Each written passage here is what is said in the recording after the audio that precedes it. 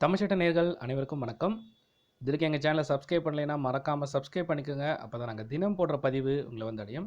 உங்களுக்கு எந்த டீட்டெயில்னாலும் கமெண்ட் செக்ஷனில் கேட்கலாம், அதுக்கான ரிப்ளை உங்களுக்கு பண்ணுறோம். இன்றைக்கி வீடியோக்குள்ள போகலாம் வாங்க. When police officer deputes subordinate to arrest without warrant.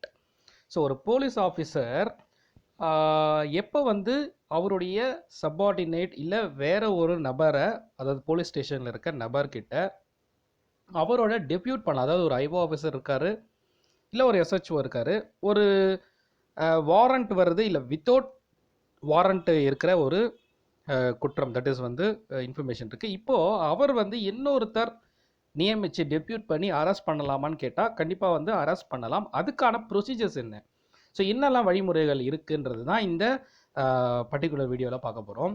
So section 55ல் CrPC section 55ல் இதுக்கான விளக்கத்தை வந்து கொடுத்துருக்காங்க. ஸோ ஏன் இந்த வீடியோ வந்து இப்போ பார்க்குறோம்னா, ஒரு சில செக்ஷன் தட் இஸ் வந்து நம்ம சார்ஜஸ் அந்த நிறைய இது ஃப்ரேம் பண்ணும்போது அதில் வந்து அண்டர் 156(3) சப்செக்ஷன் 156 சப்செக்ஷன் 3ல் வந்து கோர்ட் வந்து இன்வெஸ்டிகேஷனுக்கு அனுப்புகிறாங்க. இப்போது அந்த இன்வெஸ்டிகேஷனாக இருந்தாலும் சரி, இல்லை சிஆர்பிசி 36ல் ஹையர் அஃபிஷியலோட இன்வெஸ்டிகேஷனுக்காக வந்தாலும் சரி, இப்போது ஒரு மேலதிகாரிகிட்ட இருந்து ஒரு இன்வெஸ்டிகேஷன் பண்ண சொல்லி ஒரு இன்ஃபர்மேஷன் அவங்களுக்கு கிடைக்கும் போது அவர் இல்லைனாலும் அவர் இன்னொருத்தர் டெபியூட் பண்ணி அந்த வழக்கை விசாரிக்கலாமா, இல்லை 156ல் சொல்லியிருக்க மாதிரி ஒரு எமர்ஜென்சி இன்ஃபர்மேஷன் வருது, அந்த காலுக்கு என்ன மாதிரியான நடவடிக்கை எடுக்குது. ஸோ இது வந்து ஒரு கனெக்டிங் செக்ஷன்.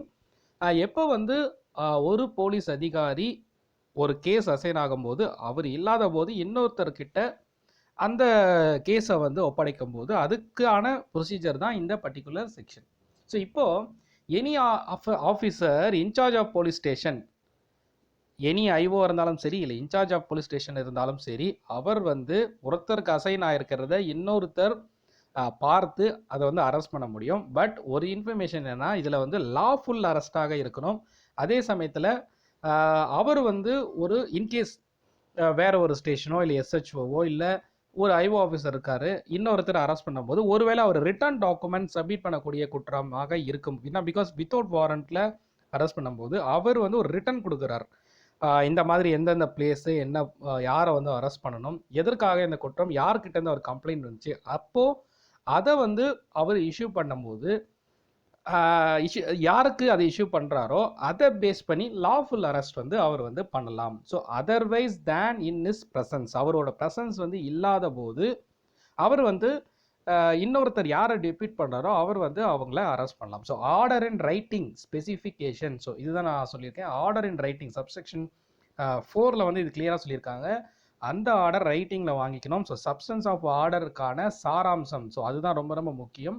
அதை பேஸ் பண்ணி அந்த ஆஃபீஸர் வந்து அவங்களை அரெஸ்ட் பண்ணலாம்.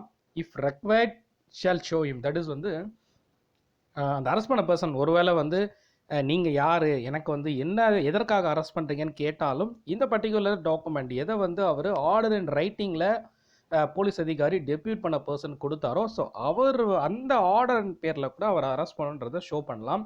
அதே மாதிரி மேலதிகாரிகள் வந்து அந்த தட் இஸ் வந்து ஒரு இன்ஸ்பெக்டர் வந்து இன்னொருத்தரை அசைன் பண்ணுறாரு, ஸோ இன்ஸ்பெக்டருக்கும் மேலே ஒரு ஏசி வந்து ஏன் வந்து இவர் அரெஸ்ட் பண்ணுறாங்கன்னு கேட்டாலும் அந்த ஸ்பெசிஃபிகேஷன் ரிப்போர்ட்டை வந்து ஷோ பண்ணலாம். ஸோ இது எல்லாத்துக்கும் ஒரு கனெக்டட் மேட்டர்ஸாக தான் இந்த டெபியூட் பண்ணும்போது. ஏன்னா பிகாஸ் வந்து ஒரு ஐஓ ஆஃபீஸர் இல்லாத போது தான் இன்னொருத்தர் வந்து இந்த வேலையை செய்ய போகிறாரு. ஸோ அந்த ஆர்டரின் பேரில் இதை வந்து செய்யலாம். அது வந்து ஒரு ரிட்டன் ஆர்டராக இருக்கணும் ஸ்பெசிஃபிக்காக. தட் இஸ் அந்த ஆர்டரின் பேரில் பண்ணால் இது வந்து ஒரு லாஃபுல் அரெஸ்ட்.